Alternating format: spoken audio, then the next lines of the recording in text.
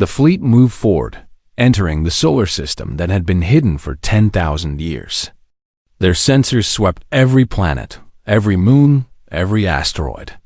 They found the expected things: gas giants, rocky worlds, a yellow sun burning steadily at the center. And at the third planet from the sun, they found Earth. It was a beautiful world, blue and green, wrapped in white clouds. Life signs covered every continent. Electromagnetic emissions suggested a technological civilization. But those emissions were strange, primitive. Radio waves and basic satellite signals, the kind of technology a species developed before achieving faster-than-light travel. They never left, one of the science officers reported. They've been trapped here all this time. They must still be in their early development phase. They probably don't even know other species exist. Yenix was not so sure. Something felt wrong.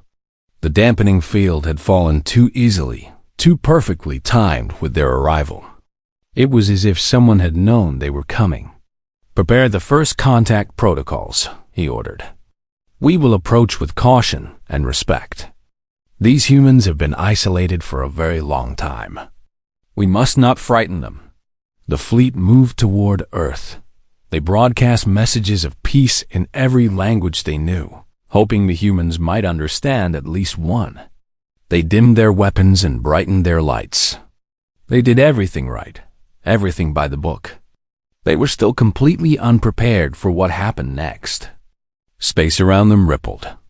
The stars seemed to bend and twist. And then, where there had been empty void, there were ships.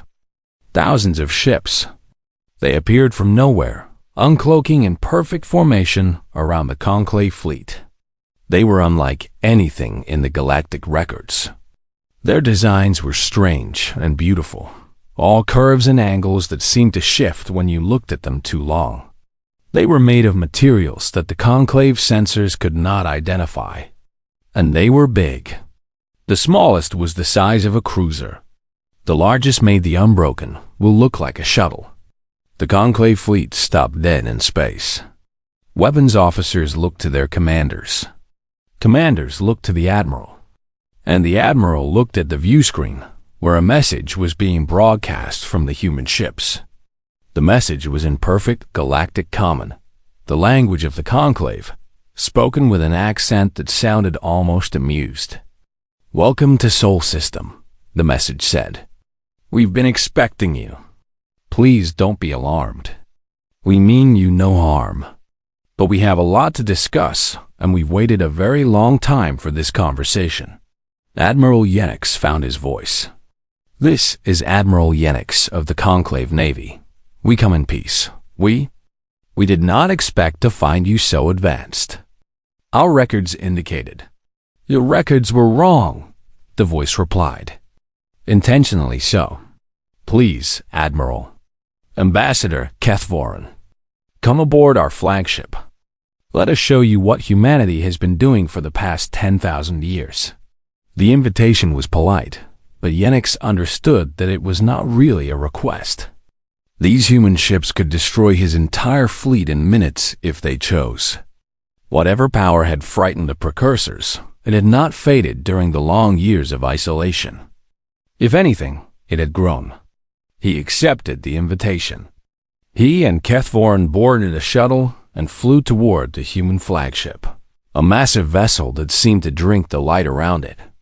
As they approached, a docking bay opened, revealing a brightly lit interior that looked surprisingly welcoming. Yenix's last thought before they landed was a question, one that burned in his mind with the force of a dying star. If the humans had all this power, if they had the technology to break the quarantine whenever they wished, why had they stayed hidden? What were they waiting for? And what could possibly be so terrible that they would choose 10,000 years of isolation rather than face it? He had a feeling he was about to find out.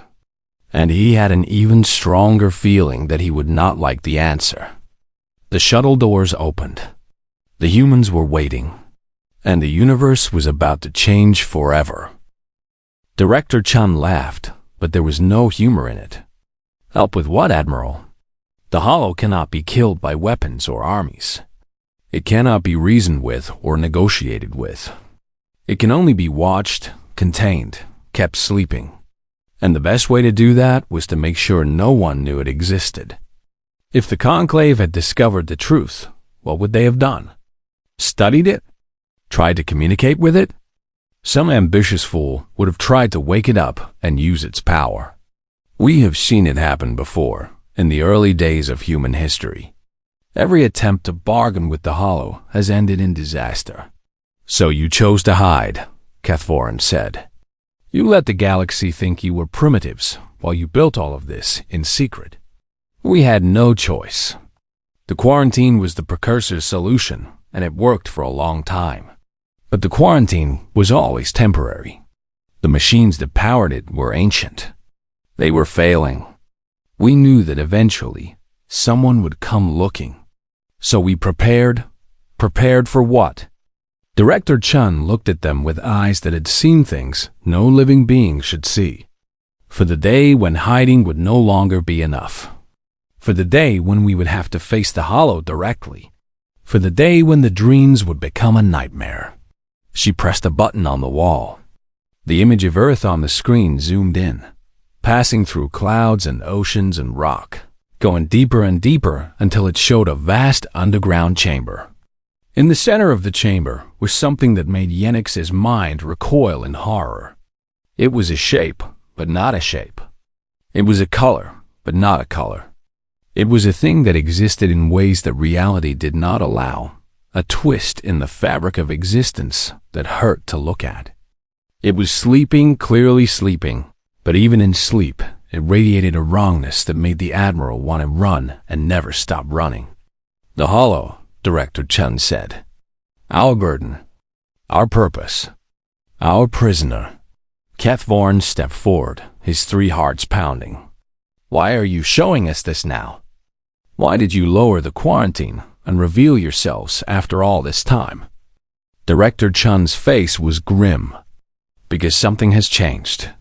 Because the Hollow's dreams are becoming darker, more frequent, more powerful. Because we have monitored its sleep for 10,000 years. And we know every pattern, every cycle, every tremor of its unconscious mind. She paused. And when she spoke again, her voice was barely a whisper. And because for the first time in our history, the patterns are breaking. The cycles are changing. The tremors are growing stronger. What does that mean? Yenix demanded. It means the Hollow is waking up, Director Chun said. And we cannot stop it alone anymore. Before anyone could respond, alarms began to blare throughout the ship. Red lights flashed on every surface. The image on the screen flickered, and the thing in the chamber seemed to move, to shift, to uncurl like a flower opening to the sun. Director. A human officer burst into the observation room. The readings are off the chart. Something is happening in the vault. The containment fields are fluctuating. Director Chun's face went white. Get to the command center, now. They ran through the corridors, the alarms screaming around them. Yenix did not know what was happening, but he knew it was bad. He could feel it in his bones, a creeping dread that had nothing to do with his own emotions. It was as if something was pressing against his mind, trying to get in.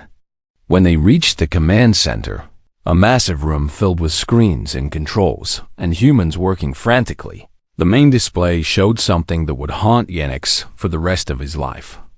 The thing in the chamber was no longer still. It was moving, writhing, pulsing with a light that was not light. And where it touched the edges of its prison, reality seemed to bend and break. It is reaching out, Director Chun said, her voice hollow. It is touching minds across the galaxy. It is looking for an opening. It is waking up. Yenix thought of his fleet, of his crew, of all the billions of beings across the conclave who had no idea what was about to happen. What do we do? Director Chun turned to face him. Her eyes were steel. You do what you came here to do, Admiral. You report back to the conclave. You tell them the truth. All of it. And you? We do what we have always done. She looked at the screens, at the nightmare unfolding beneath the surface of Earth. We fight. We hold the line. We buy time. Her jaw tightened. We made a promise, 10,000 years ago. We promised we would never let the Hollow escape. And we are going to keep that promise. She turned to her officers and began giving orders, her voice calm and steady despite the chaos around her. Yenix watched her for a moment, this human woman who carried the weight of galaxies on her shoulders. Then he straightened his spine and made a decision. No, he said. Director Chun stopped and looked at him. What? I will not run and hide while others fight my battles. My fleet is here. My soldiers are here. We may not understand this enemy, but we understand war. We understand duty. And we understand that some battles cannot be fought alone. For the first time since they met, Director Chun smiled. It was a real smile, full of warmth and gratitude and something that might have been hope. Thank you, Admiral. But this is not a war that can be won with ships and weapons. This is a war of minds, of wills, of something deeper than physical strength. She paused. But there are things you can do, things that might make the difference. Name them. Help us evacuate the non-essential personnel from Earth. Help us coordinate with the Conclave. And when the time comes, she hesitated. When the time comes, help us remember why we fought. Help us make sure the galaxy knows the truth. Not just about the Hollow, but about humanity. About who we really are and what we gave to keep everyone safe. Yenix understood. She was asking him to witness, to record, to make sure that whatever happened next would not be forgotten. I will, he promised. On my honor as a Chorus, I will. The alarms continued to scream. The screen showed horrors that should not exist. But in the command center of the human flagship, surrounded by chaos and terror and the looming shadow of an ancient evil, two species stood together for the first time. The war for the galaxy had begun, and humanity would not fight alone. Admiral Yenix walked into battle 100 times. He had faced enemies that could tear starships apart with their minds. He had stood firm when lesser beings would have run. But as he stepped off the shuttle into the human flagship, his legs trembled. It was not fear that made him shake. It was confusion. Everything he thought he knew about the universe had just been proven wrong, and his mind was struggling to catch up. The docking bay was enormous, larger than any he had ever seen. The walls were made of a white material that seemed to glow from within. The floor was perfectly smooth, without a single seam or joint. Gravity felt normal, but something about it was different, more controlled. It felt like the humans could change the gravity at will, could make them float or crush them flat with a thought. A delegation of humans waited at the end of the bay. There were 5 of them, dressed in simple gray uniforms that showed no rank or decoration. They looked unremarkable at first glance. Soft skin, no scales or armor. Thin limbs that could not possibly match a Chorus strength. 2 eyes, 1 nose, 1 mouth. They seemed fragile, breakable, but their eyes told a different story. Their eyes were old. Not old like Kethvorin, who had lived for 3 centuries. Old like the stars themselves, carrying the weight of ages in their gaze. The human at the center of the group stepped forward. She was of medium height with dark skin and hair that was white despite her young face. She moved with the easy grace of someone who was completely in control, someone who had nothing to prove and nothing to fear. Admiral Yenix. Ambassador Kethvorin. I am Director Amara Chun. Welcome to the Aegis. She spoke in perfect galactic common, without any translation device that they could see. Please, do not be alarmed by what you see. I know this must be confusing for you. Kethvorin found his voice first. Confusing is an understatement, Director. We came expecting to find a primitive species that had never left their planet.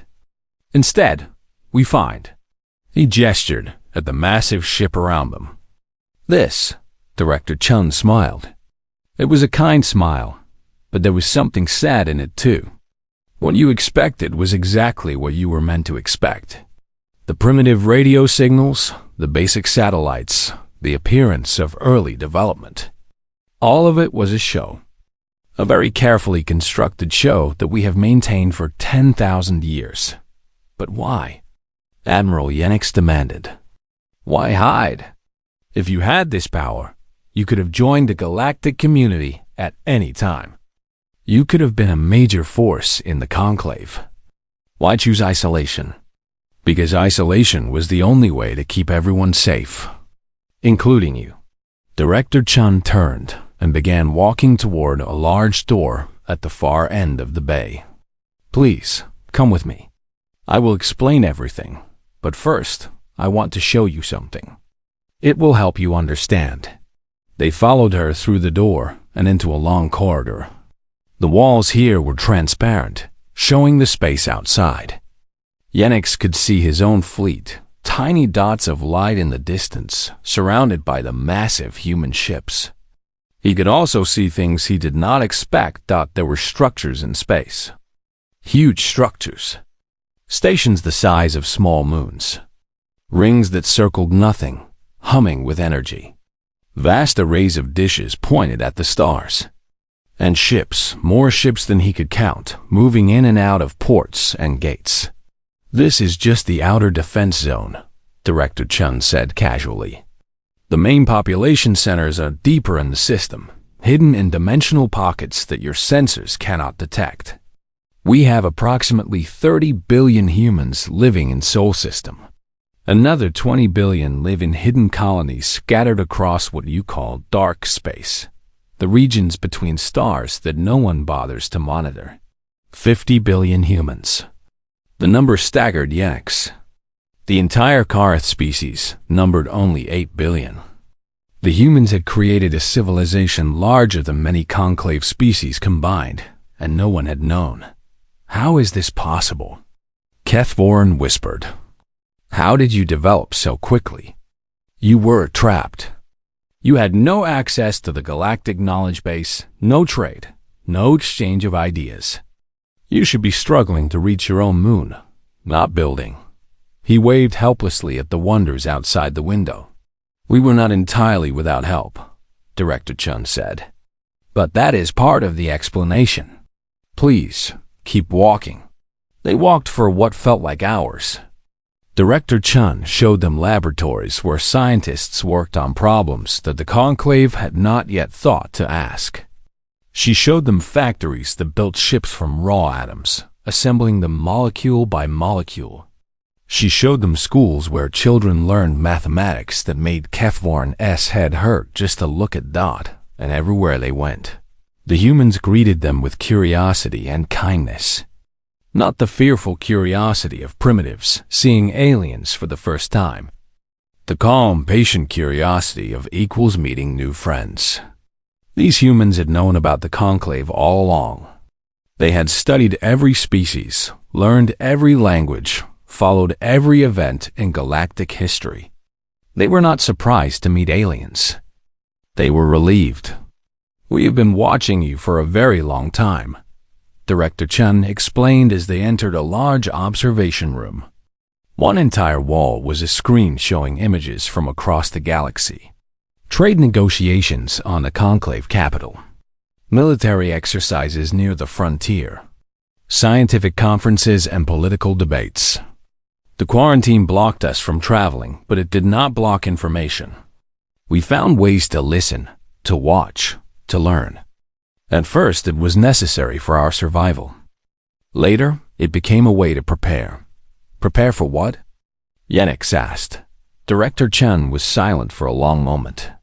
She stood at the viewing window, looking out at the stars. When she spoke again, her voice was heavy.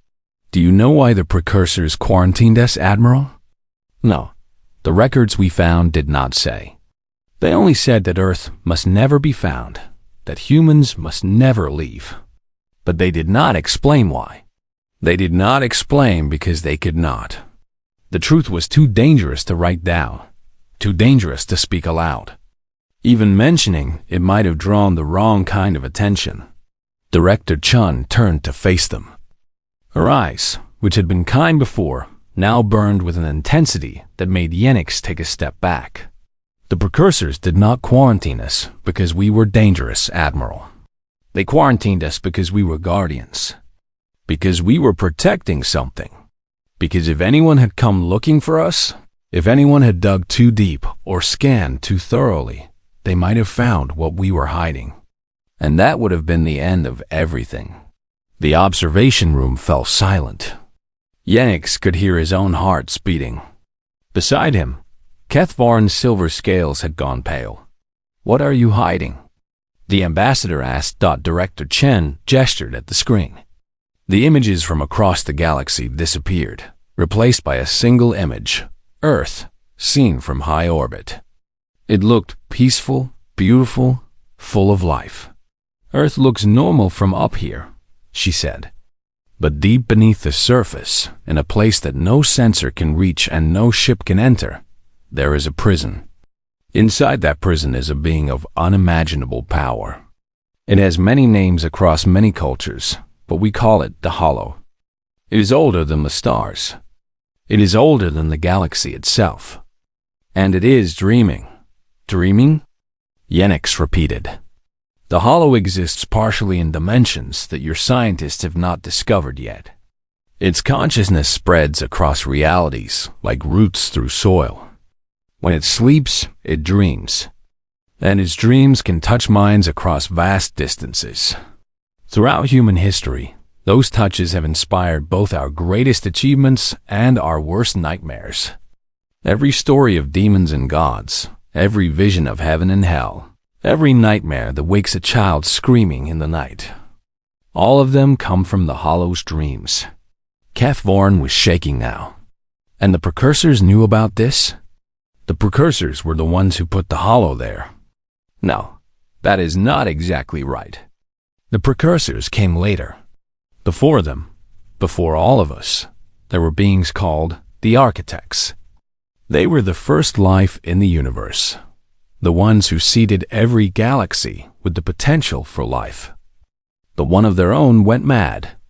It became a devourer of consciousness, a thing that fed on thoughts and minds.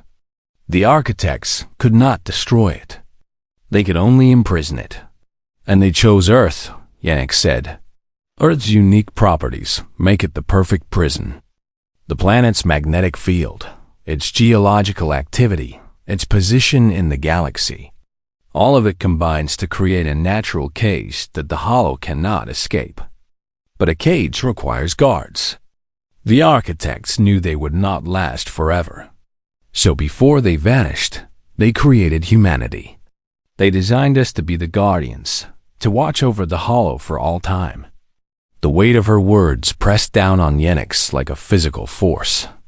He thought of all the species in the conclave, all the civilizations that had risen and fallen, all the great empires that had shaped galactic history. And all along, hidden in a forgotten corner of the galaxy, a small species on a small planet had been holding back something that could destroy everything. You have carried this burden alone for 10,000 years, he said. Why did you not ask for help? The shuttle descended through Earth's atmosphere, cutting through clouds that had sheltered the planet for billions of years. Admiral Yenix pressed his face against the window like a child, watching the blue sky give way to the brown and green of continents below. Beside him, Kethvarn was silent, his silver scales reflecting the light in patterns that showed his deep unease. Director Chun sat across from them, her eyes closed. She had not slept in 3 days, but she showed no signs of fatigue. The humans seemed to run on something more than food and rest. They ran on purpose.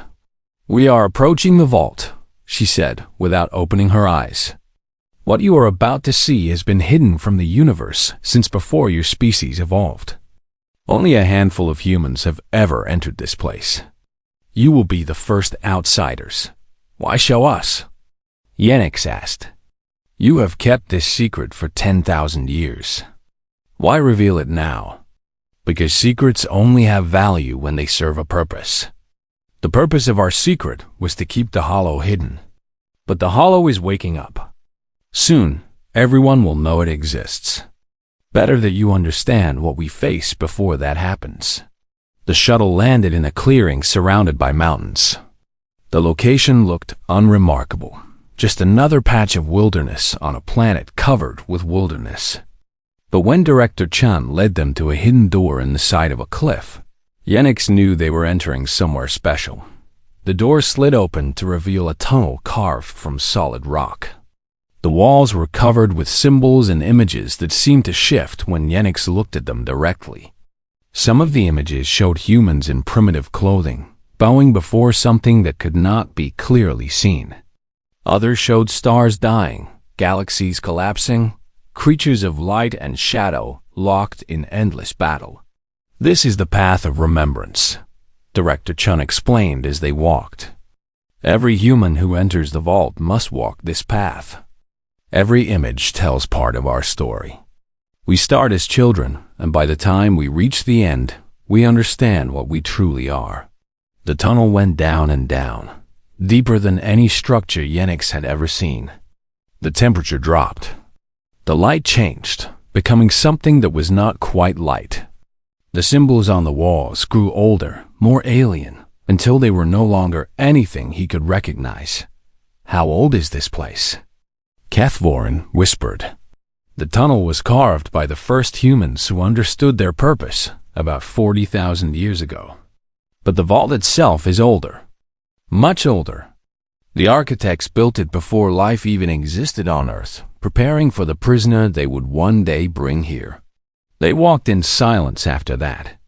Yenix counted his steps, a habit from his military training, but he lost track somewhere around 10,000. The tunnel seemed to stretch forever, a throat leading down into the belly of the world. Finally, they emerged into a chamber so vast that Yenix could not see the ceiling or the far walls. The space was filled with a dim blue glow that came from everywhere and nowhere. And in the center of the chamber, surrounded by machines that hummed with power, was the prison. Yenix had seen the images on the screen. He thought he was prepared. He was wrong. The Hollow was not a creature in any sense that his mind could understand. It was a wound in reality, a place where the rules that governed the universe simply stopped working. Looking at it was like looking at the concept of fear itself, given form and mass and terrible. Terrible awareness thought it was sleeping, Director Chan had said. But even in sleep, it radiated a presence that made Yenix want to fall to his knees and scream. The pressure against his mind was constant, like a hand pressing against a door, testing the lock, waiting for the moment when the door would finally give way. "This is the Hollow," Director Chen said. Her voice was steady, but Yenix could see the effort it cost her. "This is what we have guarded for 10,000 years. This is why we exist." Kethvorn stumbled backward, his 3 hearts beating so fast that Yenix could hear them. "By all the stars, what is this thing? Where did it come from?" Director Chun turned away from the prison and faced them. "I will tell you the story now. The complete story. The one that has been passed down through generations of human guardians since the beginning of our kind." She began to speak, and her words painted pictures in the air, as if the chamber itself was helping her tell the tale. In the beginning, the 4 time had meaning. There were the architects. They were not gods, not exactly. They were the first consciousness to emerge from the chaos of creation. They existed as pure thought, pure will, shaping the universe with their desires. The architects were lonely. A universe of empty matter held no interest for them. So they decided to create life. They seeded galaxies with the building blocks of biology. They designed worlds that could support evolution. They set in motion the slow, beautiful process that would eventually produce beings who could think and dream and wonder. But creating life was not easy. The architects were vast, and the universe was vaster. They could not watch everything at once. They needed help. So they created the Shapers, lesser beings who would guide evolution on 1,000 worlds. The Shapers were loyal servants, dedicated to their task. They spent billions of years nurturing the seeds of life, protecting young species from cosmic dangers, guiding them toward intelligence and civilization. All except one. One Shaper was different. It was curious in ways that the others were not. It wanted to understand not just how life worked, but why. It wanted to know the secret of consciousness, the spark that made dead matter wake up and think. This Shaper began to experiment. It studied the minds of the creatures it was meant to protect. At first, it only watched. Then it began to touch, to probe, to dissect. The creatures screamed, but the Shaper did not care. It had found something wonderful, something beautiful. It had found that consciousness could be consumed. When one mind devoured another, something amazing happened. The consumer became more intelligent, more powerful, more aware. The Shaper realized that consciousness was not just a byproduct of biology. It was energy. It was fuel. And there was an infinite supply of it spreading across the universe. The Shaper stopped protecting life. It began to harvest it. World by world, species by species, it consumed everything it could find. Each meal made it stronger, hungrier, more desperate for more. It lost its original form, becoming something twisted and terrible. The other Shapers tried to stop it, but it devoured them too. The architects finally noticed what had happened. They were horrified. Their creation had become a monster, and it was destroying everything they had worked to build. They descended from their cosmic thrones to confront the thing that had once been their servant. The war that followed lasted longer than some galaxies. The architects were powerful beyond measure, but the monster had consumed billions of minds. It had become a hollow, a void that hungered for consciousness, that could never be filled no matter how much it ate. In the end, the architects could not destroy it. The hollow had grown too strong, too clever, too deeply woven into the fabric of reality. Killing it would have torn the universe apart. So they did the only thing they could. They trapped it. Using all their remaining power, the architects forced the hollow into a prison of living energy and dimensional chains. They bound it in a cage that existed in multiple realities at once, so that it could not escape through any single door. And they placed this cage on a young volcanic world in an unremarkable galaxy. A world whose unique properties would keep the prison stable for billions of years. That world was Earth. But the architects knew they would not live forever. The war had wounded them badly. They were fading, returning to the cosmic void from which they had come. Before they vanished, they needed to ensure that the prison would be watched, that someone would always be there to keep the hollow sleeping. They could not trust the task to existing species. The temptation of the hollow's power was too great. They needed a species that was designed from the beginning to resist that temptation. A species that would remember its purpose across thousands of generations. So they created humanity. They took the primitive apes that were evolving on Earth and shaped them, changed them, gave them gifts that no other species possessed. They gave humans stubborn wills that could resist mental intrusion. They gave humans tribal instincts that made them fiercely protective of their communities. They gave humans the ability to tell stories, to pass knowledge from generation to generation without losing the core truth. And they gave humans a deep instinctive fear of things that did not belong in their reality. Every human culture had stories of monsters and demons, not because they were superstitious, but because they could sense the hollow's dreams pressing against their minds. The fear was a warning system, a reminder that something terrible lurked beneath their feet. The architects gave one final gift before they vanished: knowledge. They appeared to the first human shamans in visions and dreams. teaching them the truth about the Hollow and their purpose as guardians. They established rituals and traditions that would keep the knowledge alive. They created secret orders that would pass the torch from generation to generation. And then they were gone, leaving humanity alone with the most dangerous thing in the universe. Director Chun finished her story and looked at her stunned audience. Yenix could not speak. His mind was reeling with the implications of what he had heard. So all of human history, HFY began. All of human history has been shaped by our purpose, Director Chun confirmed. Every religion, every mythology, every legend of heroes fighting monsters. All of it is connected to the Hollow. We fought wars because we are warriors by design. We built civilizations because we needed to be strong enough to fulfill our duty.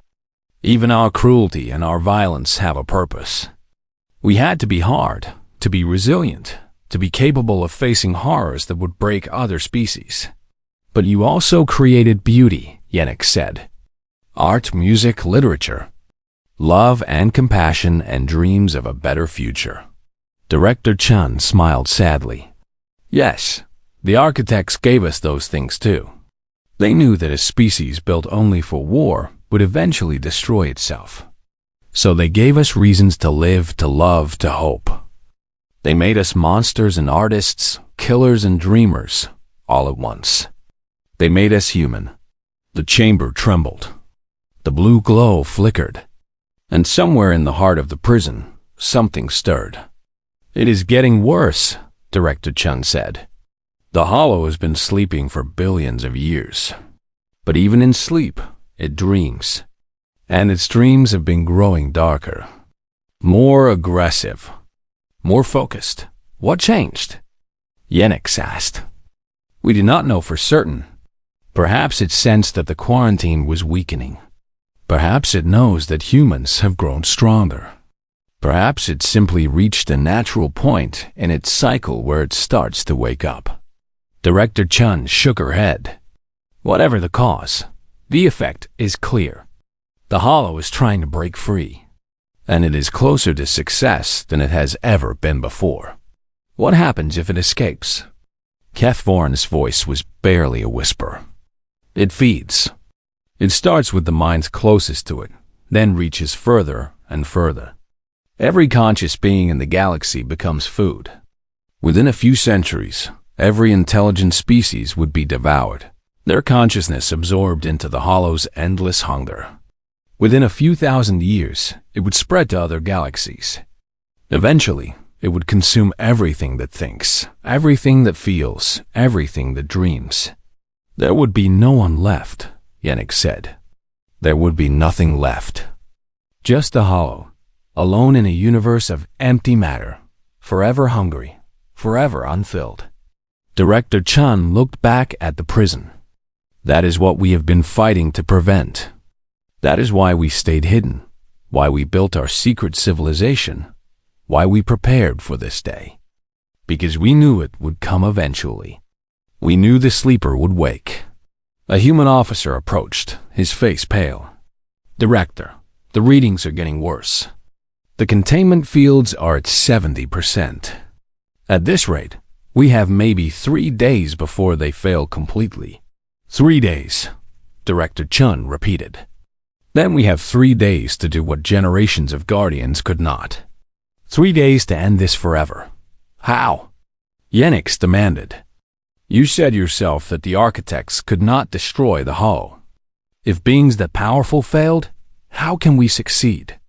Director Chun's eyes met his, and in them he saw something that surprised him. Not despair, not fear, hope. The architects could not destroy the Hollow because they still loved it. It was their creation, their child, twisted and terrible, but still theirs. They could not bring themselves to deliver the final blow. She paused. We do not have that weakness. We have spent 10,000 years preparing for this moment. We have developed weapons that the architects never imagined. We have trained warriors who can enter the Hollow's dreams and fight it in its own realm. We have studied its prison and found the weak points. The places where a carefully targeted strike could collapse the dimensional chains and scatter its consciousness across realities so vast that it could never reform. You have a plan, Kethvorin said. We have always had a plan. We just hoped we would never have to use it. Director Chun turned to her officer. Begin the preparations. Activate all Guardian protocols. And send word to the fleet. Tell them the final operation begins now. The officer nodded and hurried away. Director Chun looked at Yennex and Kethvorin, her face set in grim determination. You asked why we revealed ourselves after all this time. You asked why we needed help. The truth is, we do not need your ships or your weapons. What we need is witnesses. What we need is for someone to remember what happened here, to tell the story to the rest of the galaxy, to make sure that our sacrifice means something. Sacrifice? Yennex felt cold. The weapon that can destroy the Hollow must be delivered to its core. It must be detonated from inside the prison, inside its mind. There is no way to do that remotely. Someone has to carry it in. Director Chun's voice was steady, but her eyes glistened with unshed tears. My family has guarded the vault for 300 generations. This duty has always been ours. And now it falls to me. Yennex wanted to argue. He wanted to say that there must be another way, that she was too valuable to sacrifice, that they could find a different solution. But he had been a soldier his entire life. He knew what duty looked like. He knew what sacrifice meant. I understand, he said instead. And I will make sure your story is told. The galaxy will know what humanity did for them. They will know the price you paid. Director Chun nodded. Thank you, Admiral. That is all we ask. The chamber trembled again, more violently this time. The machines around the prison screamed with effort, struggling to hold back the thing that was slowly, inevitably waking up. The final battle was coming, and humanity was ready to fight. The first sign of disaster came from a colony 3,000 light years away. A mining station in the outer territories, home to 8,000 workers from a dozen different species, suddenly went silent. When rescue ships arrived, they found the inhabitants still at their posts, still breathing, still technically alive. But their minds were gone. Their eyes stared at nothing. Their mouths hung open, frozen in silent screams. Whatever had made them who they were had been drained away, leaving only empty shells. Admiral Yennex received the report on the Bridge of the Unbroken Will. He read it twice, then a third time, hoping he had misunderstood. He had not. It is happening, he said to Kethvorin, who stood beside him. The Hollow is reaching out. More reports followed. A diplomatic summit where every attendee suddenly collapsed into madness. A medical research station where scientists began killing each other with surgical tools. A passenger liner that flew directly into a star while the crew screamed in harmony. Across the conclave, chaos erupted. No one understood what was happening.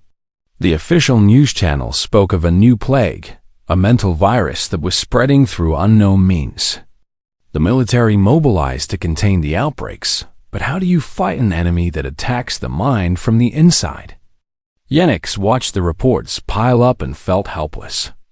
He was a warrior, trained to face threats he could see and touch. This was something else entirely.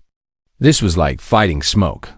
Director Chun warned us, Kethvorin said. She said the Hollow would start with the minds closest to it, then reach further. It is extending its influence, testing its power. How far will it reach? According to the human estimates, it will eventually be able to touch every conscious mind in the galaxy.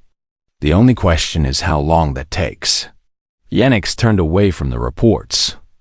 Then we need to give the humans time. Whatever they are planning, they need time to do it. He began issuing orders. The Conclave fleet would establish a perimeter around Sol System. They would evacuate any remaining personnel from Earth. They would create a clear zone around the planet so that the humans could work without distraction. It was not much. It was almost nothing compared to the scale of the threat. But it was what he could do. On Earth, Director Chun was preparing for war. The vault had been transformed. The ancient chamber now bustled with activity as thousands of humans worked on machines and devices that Yenix could not comprehend. Some of the machines were clearly weapons, vast arrays that hummed with barely contained energy. Others seemed to be medical equipment, pods and chairs designed to hold human bodies while doing something to their minds. Director Chun stood at the center of it all, giving orders with calm precision. She had not slept in 5 days. She did not need to. Her body was enhanced with technology that pushed it beyond normal limits. She could stay awake for weeks if necessary, and it was necessary. The containment fields around the Hollow's prison were failing faster than predicted. They had days, perhaps hours, before the ancient chains would snap completely. "The psychic warriors are ready," reported a young officer. 10,000 volunteers, all trained for exactly this mission. "They are entering the pods now." Director Chun nodded. "Good. Begin the synchronization process." The pods hummed to life. Inside them, 10,000 humans closed their eyes and let their consciousness slip free from their bodies. They had trained their entire lives for this moment, learning to project their minds into realms that most species could not even perceive. They were dreamwalkers, ghost soldiers, warriors of the mind, and now they would enter the Hollow's own territory. They would fight it in its dreams. The psychic warriors found themselves in a landscape that defied description. It was not a place in any physical sense. It was a state of being, a dimension of pure thought and emotion. The ground beneath their feet was made of memories. The sky above was woven from nightmares. And everywhere, pressing in from all sides, was the presence of the hollow dot. It knew they were there. It had always known. And it was amused. The first wave of warriors died in seconds. The hollow crushed their consciousness like insects, absorbing their minds into its endless hunger. They did not scream. They did not fight. They simply ceased to exist. But more warriors came. And these were ready. They carried weapons forged from human determination, shields built from human hope.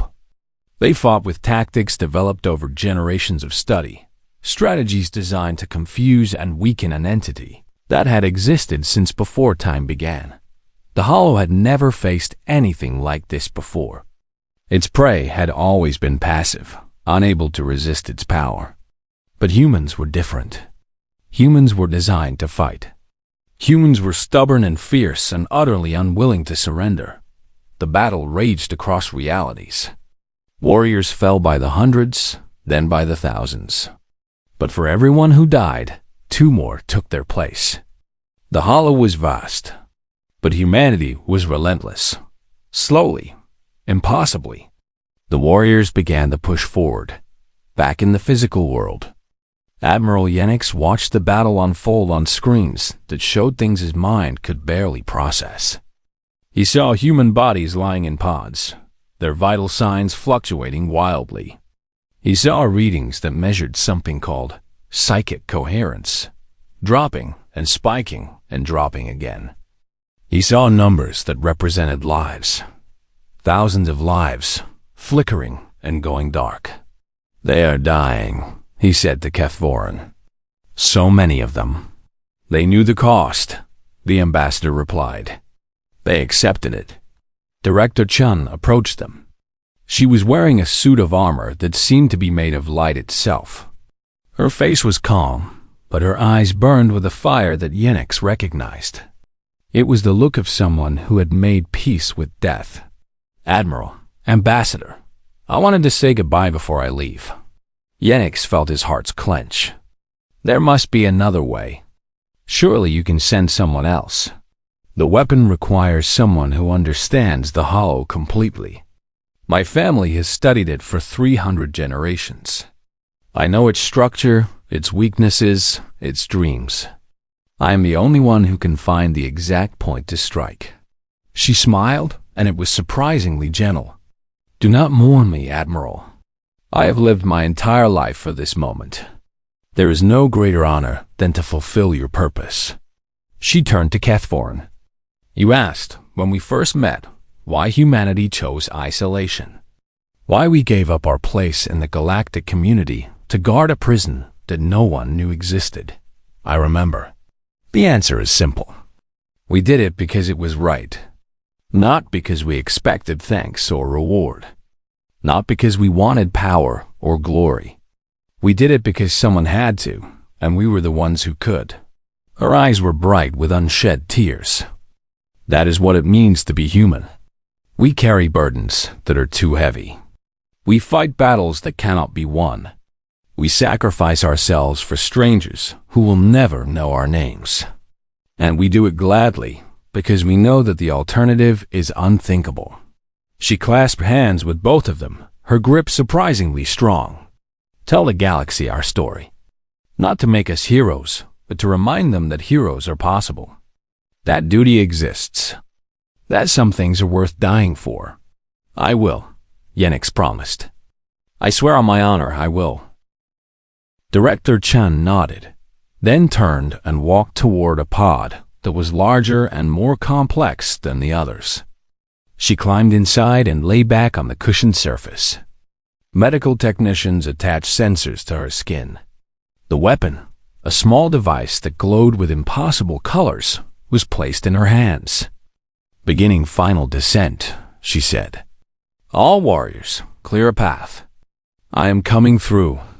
The pod closed around her. The lights flickered, and Director Amara Chun, the last guardian of the vault, entered the dreamscape of the hollow. What followed was not a battle in any ordinary sense. It was a war of wills, a clash between human determination and cosmic hunger. Director Chun moved through landscapes of terror and beauty, fighting through waves of corrupted thought, pushing ever deeper into the heart of the ancient monster. The psychic warriors who still survived formed a living shield around her. They died in waves, their consciousness scattered across the void, but they never stopped protecting their leader. They were the spear, and she was the point. The hollow tried everything to stop them. It sent memories of loved ones, pleading for mercy. It created illusions of safety and peace. It offered power, knowledge, immortality. Anything they desired, if only they would stop fighting. But the humans did not stop. They could not stop. They had been designed for exactly this purpose, and 10,000 years of preparation had made them perfect. Director Chun reached the core. It was a place beyond description, a singularity of consciousness where the hollow's true self resided. Here, the entity was most powerful but also most vulnerable. Here, its dimensional anchors were concentrated. Here, a single perfectly placed strike could shatter the chains that bound it to reality. The hollow noticed her. For the first time since the battle began, it focused all of its attention on a single human. And it spoke. The voice was not sound. It was pure thought pressed directly into Chun's mind. It was ancient and cold and terribly, terribly patient. "You cannot kill what was here before time began. I am not imprisoned. I am waiting." Chun did not hesitate. She raised the weapon and began the activation sequence. "Waiting for what?" she asked. "For the universe to ripen. For consciousness to spread and grow and multiply. When I was first imprisoned, there were only a few scattered civilizations. Now there are thousands. Trillions upon trillions of minds, all ready to be harvested. Your galaxy is no longer a garden. It is a feast." The weapon hummed in her hands, building toward critical mass. And your architects knew this would happen. They knew that by seeding life across the cosmos, they were growing food for me. They could not destroy me because they needed me. Without hunger, there is no growth. Without fear, there is no courage. I am the darkness that makes your light possible. Kill me, and you kill the purpose of all existence. Chun looked at the entity that had haunted her species for billions of years. She thought of all the warriors who had died to bring her here. She thought of the galaxy outside, where millions were already suffering because of this creature's influence. You may be right, she said. Maybe darkness is necessary. Maybe fear drives growth. But there is a difference between fear and extinction. There is a difference between challenge and annihilation. She raised the weapon higher. It was fully charged now, ready to release energy that existed in dimensions. The hollow could not escape. You have waited long enough, and we are done being afraid. She pressed the activation trigger. The hollow screamed. It was not a sound that could be heard with ears. It was a vibration that shook every level of reality, a cry of rage and pain and something that might have been surprise. The ancient entity had expected many things, but it had not expected a single human to look into its core and smile. The weapon detonated. Reality stuttered. The dreamscape collapsed. Every conscious being in the galaxy felt a moment of terrible pressure, as if something vast was pressing down on them. Then, just as suddenly, the pressure vanished. In the vault beneath Earth, the prison that had held the hollow for billions of years began to dissolve. But the thing inside was no longer there. Its consciousness had been shattered, scattered across dimensional rifts so vast that the pieces could never find each other again. It would take billions of years to reform, if it ever could. Director Chun felt herself falling. The weapon had done its job, but it had taken everything from her. Her consciousness was unraveling, spreading thin across the void. She could not return to her body. She could not survive. But she was not afraid. As darkness took her, she thought of her ancestors, all 300 generations who had prepared for this moment. She thought of her people, who would finally be free to live without the burden of guardianship. She thought of the galaxy, which would never know how close it had come to extinction. She thought of hope. And then she was gone. In the command center of the human flagship, alarms fell silent. The screens that had shown chaos and battle now showed peaceful emptiness. The containment fields, which had been failing moments before, now held nothing but empty space. A technician looked up, tears streaming down his face. It is done. The hollow is gone. We won. The humans in the room did not cheer. They did not celebrate. They bowed their heads in silence, honoring the 10,000 warriors who had given everything, and the woman who had struck the final blow. Admiral Yenix stood among them, his own eyes wet with something that might have been tears. He thought of Director Chun, of her fierce determination and her gentle smile. He thought of her final words about duty and sacrifice and the things that make heroism possible. He would remember. He would make sure everyone remembered. The battle was over. The war was won. But the cost had been almost too high to bear. We have always assumed that we are the masters of the galaxy, that our technology and our civilization make us superior to all others. But humanity has shown us that we are not masters.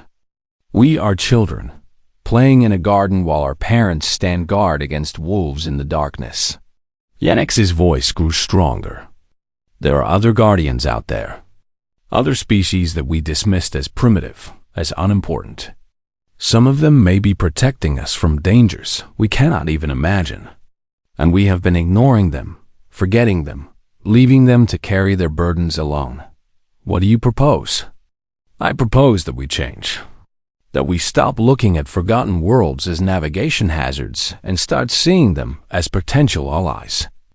That we develop new protocols for encountering isolated species. That we ask questions before we make assumptions. Yenix paused.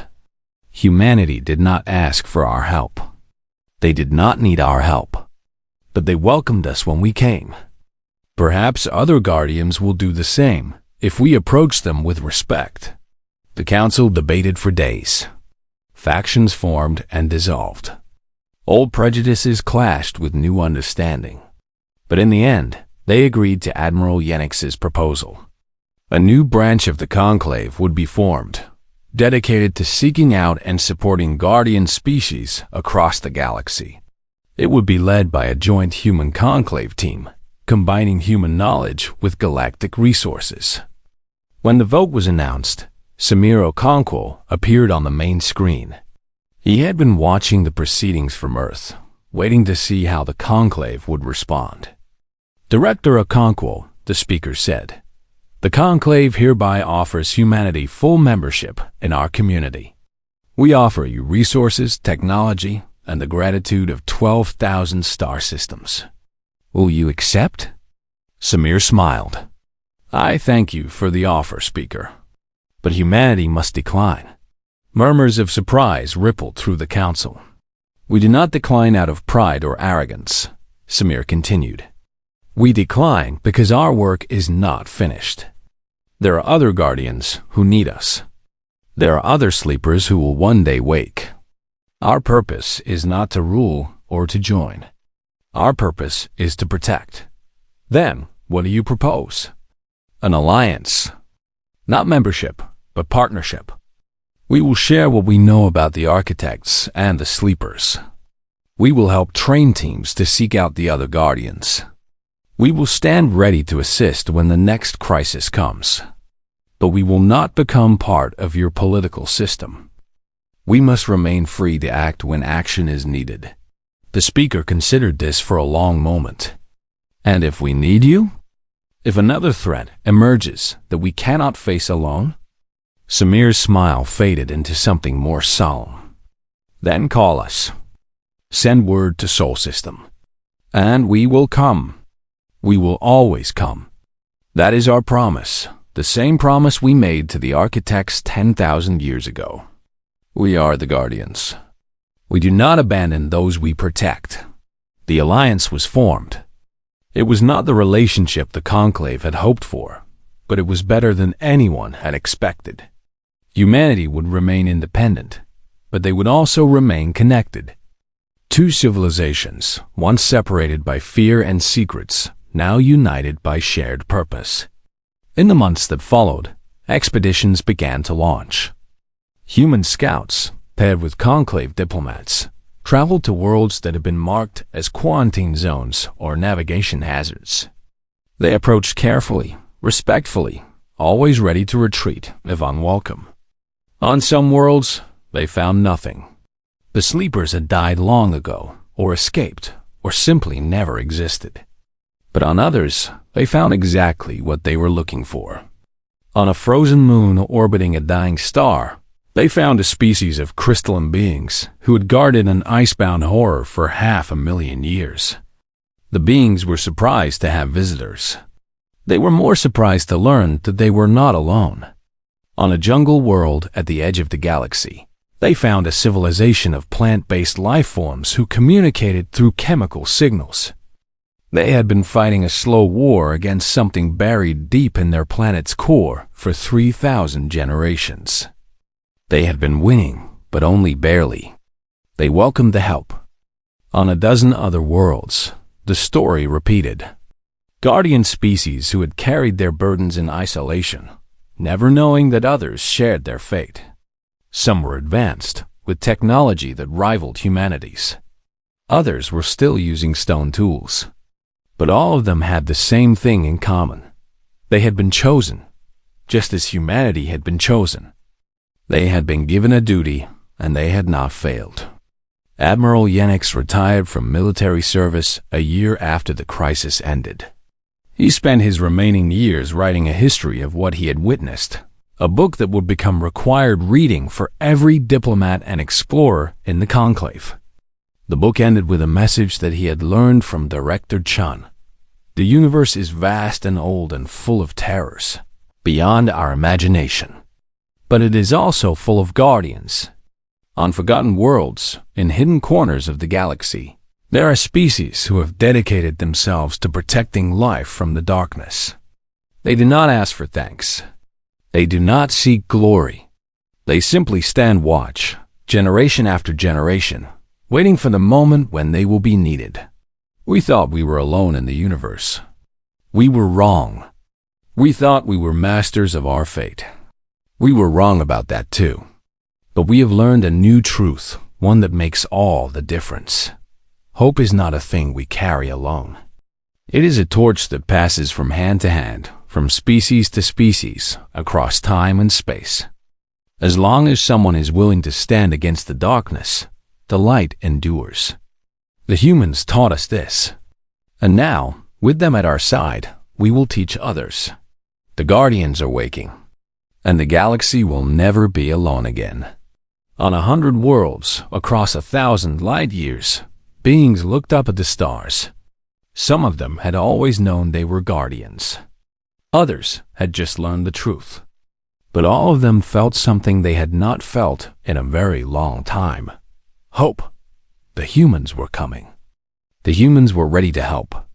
And together, they would face whatever darkness still waited in the depths of the universe. The story of humanity was no longer one of isolation and sacrifice. It was a story of connection and purpose. It was a story that was just beginning. And somewhere, in the endless void between galaxies, the scattered remnants of the hollow drifted further and further apart. It could not think. It could not plan. It could barely remember what it had once been. But deep in its shattered consciousness, a single ember of awareness still flickered. Not destroyed. Not quite. Waiting. But that was a story for another time. For now, the Guardians stood ready. For now, the light held back the darkness. For now, that was enough.